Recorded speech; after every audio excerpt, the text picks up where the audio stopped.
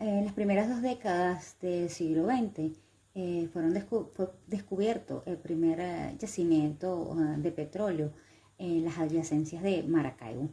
Este descubrimiento dejaba un margen de 100 barriles diarios a la nación. Con el pasar del tiempo, fueron descubiertos otros yacimientos hacia el sur de Venezuela y precisamente en la parte de la faja del Orinoco. Y esto hizo que Venezuela pasara de producir 1 millón de barriles al día a 137 millones diarios. Esto permitió que Venezuela se enfermara de lo que llaman los economistas el mal holandés, y no es otra cosa que un concepto que busca explicar la aparente relación paradójica entre la explotación de los recursos naturales y el declive del sector manufacturero. Su ejemplo es la dependencia de la explotación del crudo, descuidando otros sectores no menos importantes que podrían haber sido explotados desde los inicios. Es decir, las empresas que producían diferentes rubros al petróleo no lograron vender más de lo que ya venían produciendo y se fueron todos a la quiebra. Eso explica por qué el 90% de las exportaciones está compuesta por petróleo. Un acontecimiento de ese género debe ser contrastado inmediatamente, porque en el caso que ya en Venezuela ha sucedido, el precio del crudo baje, la economía se contrae, causando daños irreparables. En 1943 se crea la ley 50% y 50%, conocida como 50-50. Esta ley se creó para que el Estado tuviera el 50% de las ganancias, cosa que antes no pasaba. Y el otro 50% iba a quedar a los inversionistas o contratistas que extrajeran el petróleo. En 1960 se crea la OPEC, Organización de Países Exportadores de Crudo. Y esta organización se crea con el fin de establecer precios del petróleo en el mercado, de manera que se pudiera tener una cierta influencia en los estados con carencia de este recurso.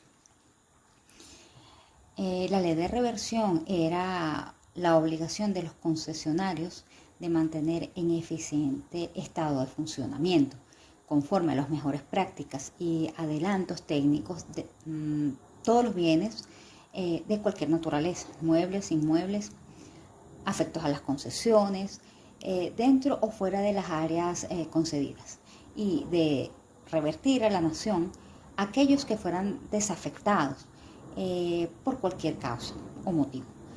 Igualmente se reiteró la obligación de los concesionarios de explorar las áreas concedidas, con cuyo fin la ley de reversión les fijó un plazo de 3 años, so pena de revertir a la nación las áreas no exploradas. En dicho plazo, así como aquellas que exploradas no hubiesen resultado prospectivas. Además, la ley autorizó al Ejecutivo Nacional, en este caso, para determinar los campos petroleros inactivos, no económicos, y revertirlos anticipadamente a la nación, obviamente. Después de la ley de reversión, quedaron desactivadas las maniobras de los concesionarios por amenazar al Estado, con dejarlos sin la estructura de bienes, la estructura de los bienes, para continuar las actividades petroleras al vencimiento de las concesiones.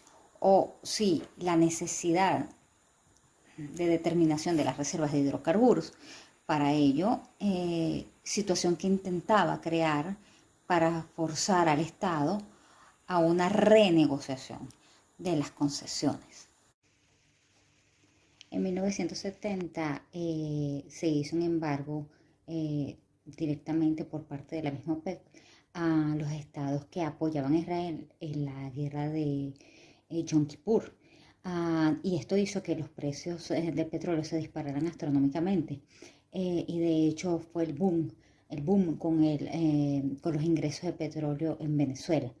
Em, Eso hizo que se hiciera un estudio profundo acerca de los ingresos venezolanos desde 1972 hasta 1996 y eso arrojó una conclusión que a Venezuela como ganancia en ese periodo le obtuvo 100 millardos de dólares solo de ingresos petroleros, solo del petróleo, de ese rubro.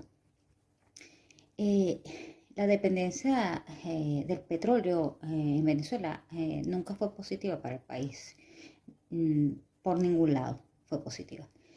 A finales de los 80, de hecho, hubo un colapso de los precios del petróleo y eso fue un colapso significativo. De hecho, eso hizo que aumentaran muchas protestas, sobre todo el nominado Caracazo en la época de Carlos Andrés Pérez. Eso trajo como consecuencias levantamientos militares, como lo son los golpes de Estado que ya todos conocemos, por parte del difunto Hugo Rafael Chávez Frías.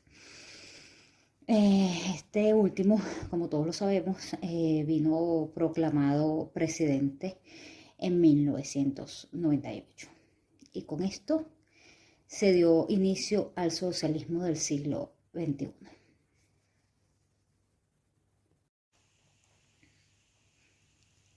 Digamos que una de las ventajas que tuvo el presidente Hugo Rafael Chávez Frías al inicio fue que él supo mantener, vamos a decirlo así, supo mantener, o su gobierno supo mantener los precios de la inflación o los niveles de la inflación, al igual que los periodos anteriores. Pero esto, lamentablemente, no fue suficiente para poder proyectar a futuro una buena economía sustentable, no solo de la renta del petróleo, sino también de otros rubros. Estatizando PDVSA y con las pésimas políticas que hubo durante ese mandato, PDVSA no solo perdió la, la producción diaria, porque bajó drásticamente, sino también perdió su recurso más valioso, que era el recurso humano. Millones de personas, no nada más profesionales en todo el territorio nacional, sino muchos de los recursos humanos que tuvo PDVSA abandonaron el país, pues por las razones que todos ya sabemos.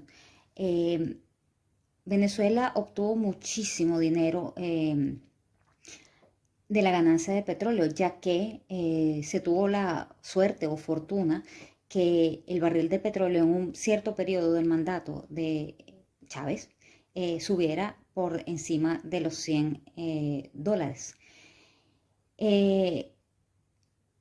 Se pensó que esos precios iban a durar siempre y no se percataron, o el gobierno no se percató de invertir, de reestructurar PDVSA, de mantener PDVSA y todas las instalaciones a nivel nacional. De los pozos petroleros, de las refinerías, no se le dio el mantenimiento debido. Dicho esto, el país a través de Petrocaribe benefició muchos otros países a nivel del Caribe y a nivel de Latinoamérica, pensando justamente que los precios eran pues fijos, estándares y que iban a continuar así. Una vez que Chávez fallece, lo sucede Nicolás Maduro. Nicolás Maduro se le presenta un país devastado, un país con una hiperinflación.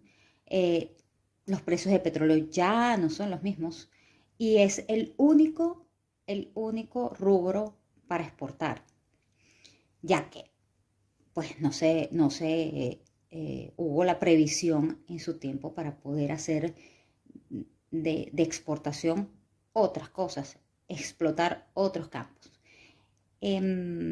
Nicolás Maduro no tuvo la suerte digamos la suerte, de obtener los precios del petróleo que hubo durante el mandato de Chávez. Y gracias a esto, digamos que el gobierno decide de explorar otras actividades que que las ha habido desde siempre, porque Venezuela, el suelo venezolano es muy rico. Y pues ellos empiezan a crear la base para la exportación de minerales metálicos y no. Lamentablemente, por las tantas denuncias a nivel nacional y a nivel internacional, sobre todo a nivel internacional, eso ha producido una serie de bloqueos de los cuales ya Venezuela exportaba poco petróleo pues por la bajísima producción y ahora pues con el bloqueo ha sido siempre más difícil. Solo a través de los aliados del gobierno de Nicolás Maduro, que son China, Rusia, Irán, entre otros países, han podido sacar, digamos, exportar el petróleo. Pero las ganancias ya no son las mismas. El país demanda ingresos, la sociedad demanda ingresos.